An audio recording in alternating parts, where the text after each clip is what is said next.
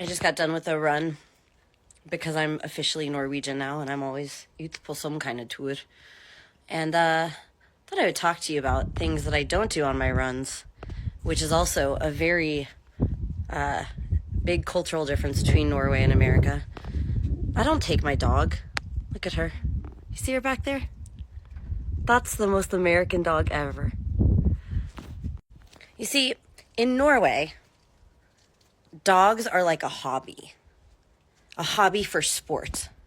And don't even argue with me.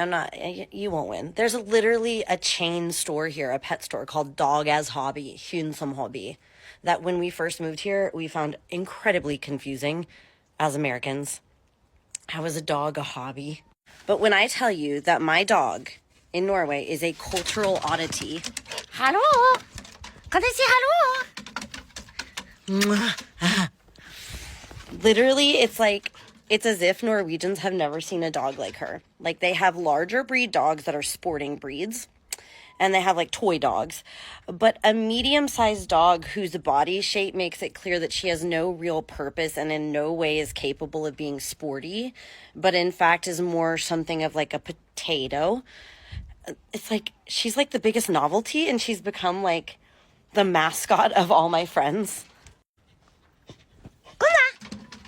Kan du sitte ned? Kan du sitte ned?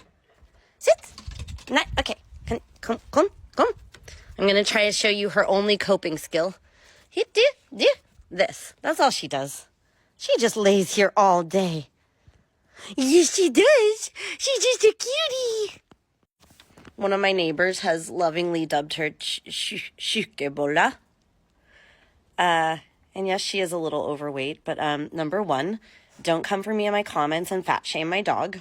We're body positive here. Number two, she's always been on diet food. Nothing helps. Number three, her little back leg doesn't really work so well, so she can't, like, do hard exercise with me. Can you see? You see how she kind of holds it up? The vet here has looked at it, and they say there's nothing, like, it doesn't seem to hurt her, but maybe just kind of some birth defect.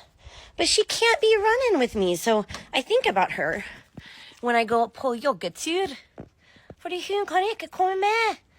And most Norwegians, they're always out running with their dogs, doing some kind of sport with their dogs.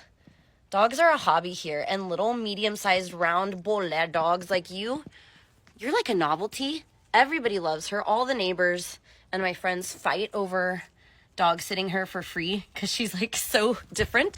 But, like, this is, like, a very typical dog in America. This is, like, nothing special. Like, dogs are, like, more like bomser in America. And I never thought, with everything I knew about Norway, that would be a difference I would experience. To me, it's like, if you love dogs, that love is universal, like math. Like, it's the same across cultures, but it is very different here.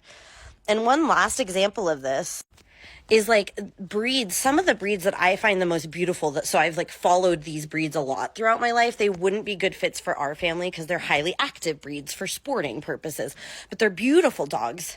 And I've always watched these breeds.